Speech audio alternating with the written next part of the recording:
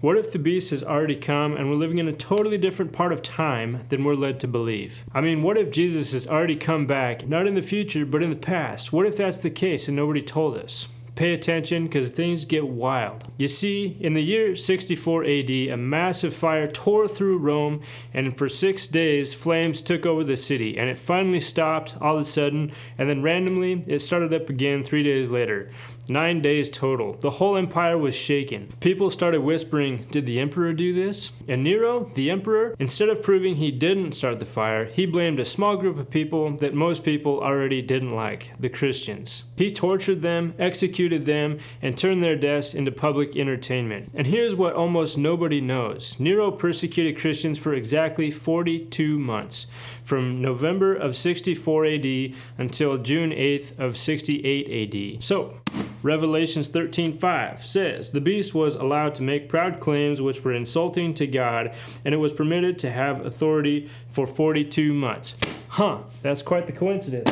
Pretty interesting, don't you think? 42 months, Nero persecuted Christians, made their prosecutions, their deaths, public entertainment. He would put them into cathedrals and make them do terrible, terrible things.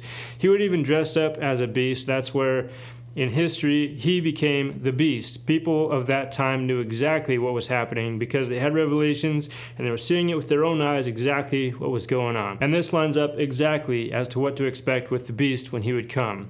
The Antichrist. And beyond all that, lining up perfectly, the number 666, when you write it out, Nero Caesar, using the number value system in ancient Hebrew letters, it actually adds up to be 666. So Nero Caesar equals 666. I don't think that's coincidence either. John knew who was coming. To the first Christians, this wasn't a mystery code. It was completely obvious. So think about it. The fires, the cruelty, the 42 months, and the number that Nero matches in perfect detail. John talked about this, and you guys should really do your research because it is pretty mind-blowing. And if we are in the little season, then this is the season of deception.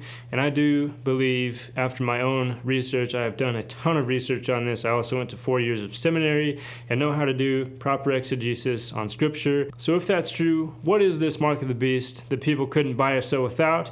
Follow for part 3 of this 10-part series, and we're going to dive into it. I'll see you over there.